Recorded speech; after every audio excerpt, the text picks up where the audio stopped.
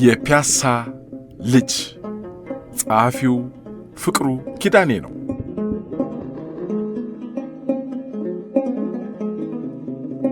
ምዕራፍ 1 ጉለሌ። በእኛ ዘመን ማዘጋጃ ቤት የቀየሰልን ቀበሌ ስላልነበረ ከአቡነ ጴጥሮስ ሐውልት አንስቶ በአዲስ አበባ ከተማ በቅድሚያ የተሠራውን አስፋልቱን ጎዳና ተከትሎ እስከ ገፈርሳ ያለውን ጉለሌ ነበር የምንለው። አስፋልቱም የቆመው አዲስ ዓለም ወይም ሆለታ መናገሻ ከተማ ይሆናል ተብሎ የታሰበው የአጼ ሚኒሊክ ቤተ መንግሥት የተሠራበት ድረስ ነው። አልፎ ተርፎም የመስፍን ሐረር መንገድና አርበኞች መንገድን በማገጣጠም የወይዘሮ አሰለፈች ሰፈር፣ ገዳም ሰፈር፣ ጣሊያን ሰፈር፣ አባ ኮራን ሰፈርን በማቀላቀል የጉለሌን ግዛት አስፍተነዋል። የጉለሌ ዋና ምልክቱ ጣሊያኖቹ የሠሩት የራስ ደስታ ዳምጠው ሆስፒታል ሐኪም ቦራ ነበር። በኢትዮጵያ ውስጥ ለመጀመሪያ ጊዜ በአሳንሰር ወይም ሊፍት የተሳፈረን የጉለሌ ልጆች ነን። ምክንያቱም ዘመናዊ አሳንሰር በአገሪቱ ውስጥ የነበረው ራስ ደስታ ሆስፒታል እኛው ሰፈር ብቻ ስለነበረ ነው። በዚህም የተነሳ በ7 ወይም 12 ሰዓት ላይ ልክ በሽተኛ እንደሚጠይቅ ሰው ዘው ብለን ሆስፒታል ገብተን 2-3 ጊዜ አንዷን ፎቅ ወጣ ወረድ ብለን ዞር ማለት ነው። የሆስፒታሉ ሽታ ደስ ስለማይል ነው እንጂ በቆየን ነበር። ትልልቆቹ ደፍረው ስለማይሳፈሩበት በሊፍቱ የምንጠቀመው እኛና በሽተኞቹ ብቻ ሳንሆንም አንቀርም።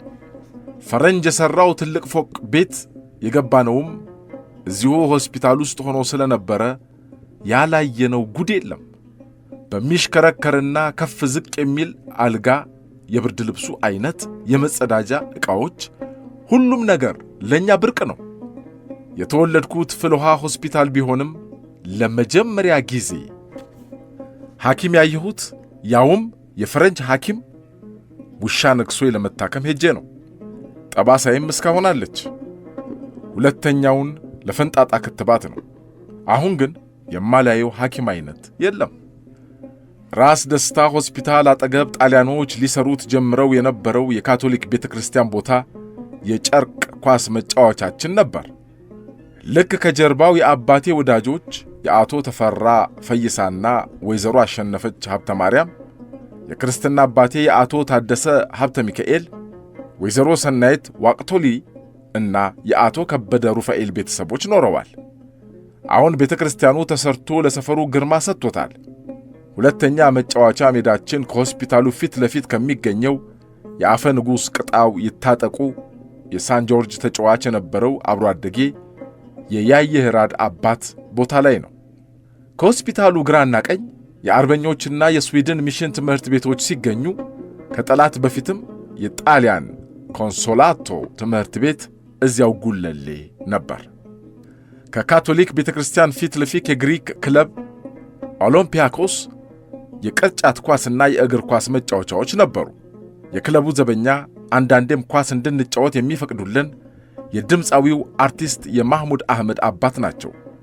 የግሪክ ባስኬትቦልና ፉትቦል ግጥሚያዎች፣ አልፎ አልፎ የትግል ውድድር ወይም ግሪኮ ሮሜን ሲዘጋጅ አያመልጠንም። ዝነኛው ታጊ ሚሸል ሩሶስ ይባላል። ትንሽ ፈቀቅ ብሎ የመምህራን ማሰልጠኛና የፖሊስ አባዲና አካዳሚ ትምህርት ቤቶች ነበሩ።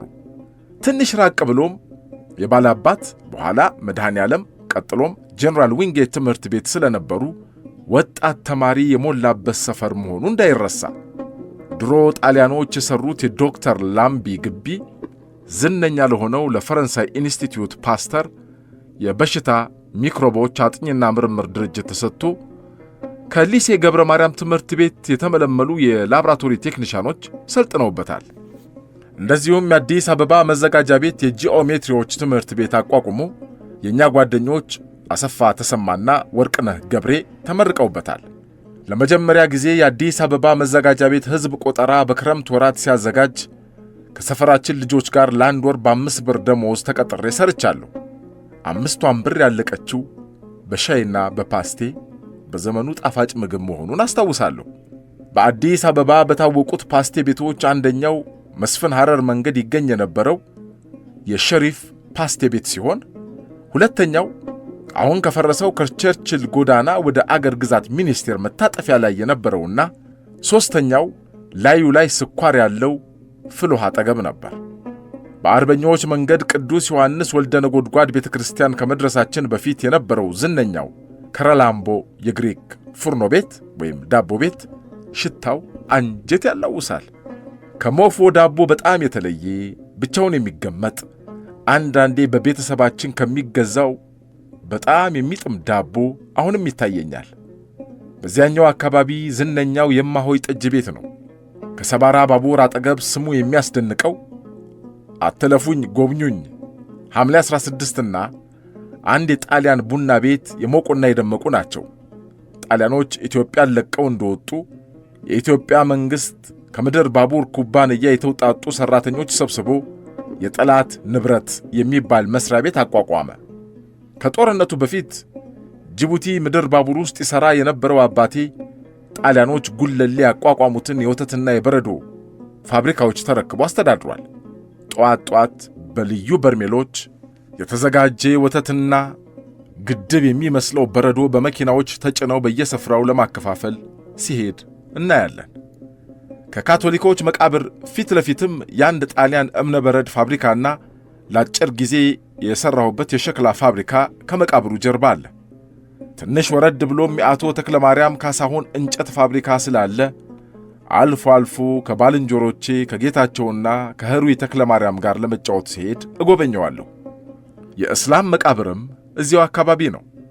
ከሰፈሩም ነዋሪዎች አቶ ሁነኛው መራ የሽቶ ፋብሪካ ባለቤት፣ አቶ ማሞ ካቻ የትራንስፖርት ኩባንያ ባለቤትና አቶ ቪቼንሶ ዩሪያ የብረታ ብረት መስሪያ ቤት ባለቤት፣ እኛም ቤት በታች በዘመናዊ ቪላ ውስጥ የሚኖሩ አልፍሬድ አቤል የሚባሉ የኦስትሪያ ተወላጅ ነጋዴ ነበሩ።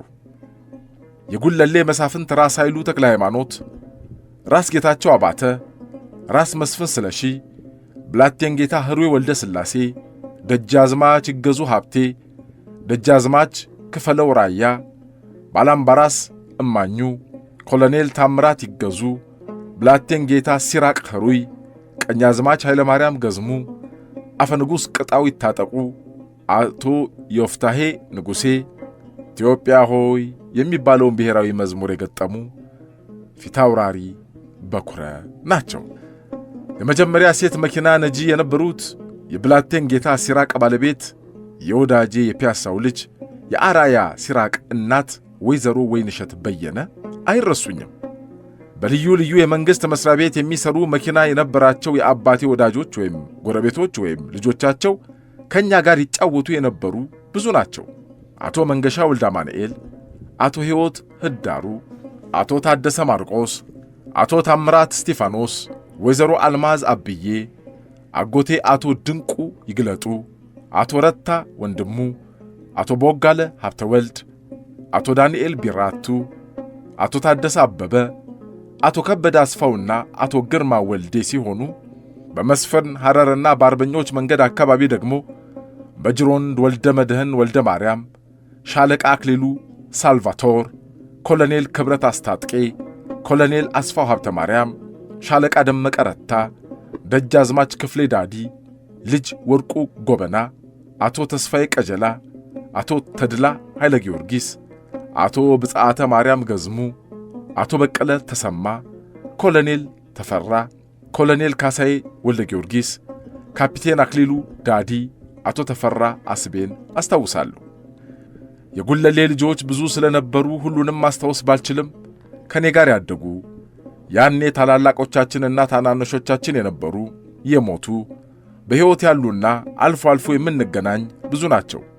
ወርቁና ግርማ ገብረ ወልድ፣ ወርቁ ተፈራ፣ ብርሃኑ ራንግሊ ማሞና ብርሃኑ ቦጋለ፣ ይርጋሸዋ አምባቸው፣ አክሊለ ፍስሐ፣ ተስፋዬ ሀብተ ሥላሴ፣ ተፈራ ተገኔ፣ ታምሩ ተሾመ፣ ዓለሙ አሰፋ፣ ያዕቆብ አሰፋና ኃይሌ መኮንን፣ ጸጋዬ፣ አስራት፣ ይልማ ሀብተየስ፣ ጌታቸውና ህሩይ ተክለ ማርያም፣ ያየሂራድ ቅጣው፣ ጌታቸው ተሰማ፣ አባተና ጥበበ መንክር፣ ስዩምና መስፍን ረታ፣ መክበብና ቢንያም ገብረ ኢየሱስ፣ ገንዘቡና መዝገቡ ገብረ አምላክ፣ አርአያ ሲራክ፣ ሊበንና ቧለው ጌታቸው፣ ፍቅሬ ታፈሰ፣ መሐመድ አህመድ፣ ዓለማየሁ እሸቴ፣ ሰለሞንና በላይነህ መንገሻ፣ ደረጀ ወልደ መድህን፣ ንጉሴ ደምሴ፣ ግርማ ተቀዳ፣ ጌታቸው ተድላ፣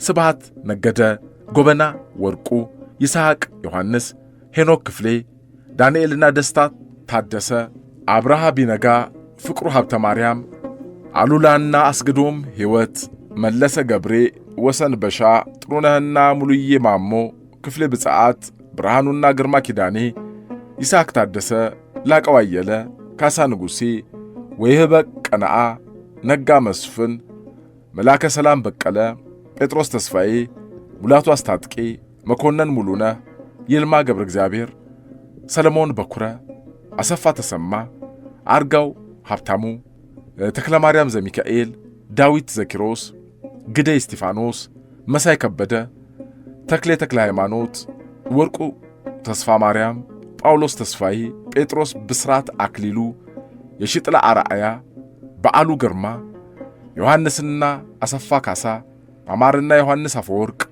ያሬድና ሐዲስ ባህሩ፣ መኮንን አርጋው፣ መኮንን ፍስሐ ሀብቴ፣ ከመድኃኔዓለም ትምህርት ቤት አርአያ አሰፋ፣ ብርሃኑ ዲንቃ፣ ፋንታ በላይ፣ ሁሴን ሮበሌ፣ ሰይድ ሙሳ፣ ሁሴን ቀረምበጮ፣ ዓለማየሁ አበበ፣ ኤፍሬም፣ ዑመር ሮያሌ፣ ጉክሳ መኮንንና ዮሴፍ ገለታ እንዴት ይረሳሉ? እኔም የ14 ዓመት ልጅ ሆኜ የእናት አባቴን ቤት በመልቀቅ ያለ ቋሚ አድራሻ ፒያሳ ገባሁ።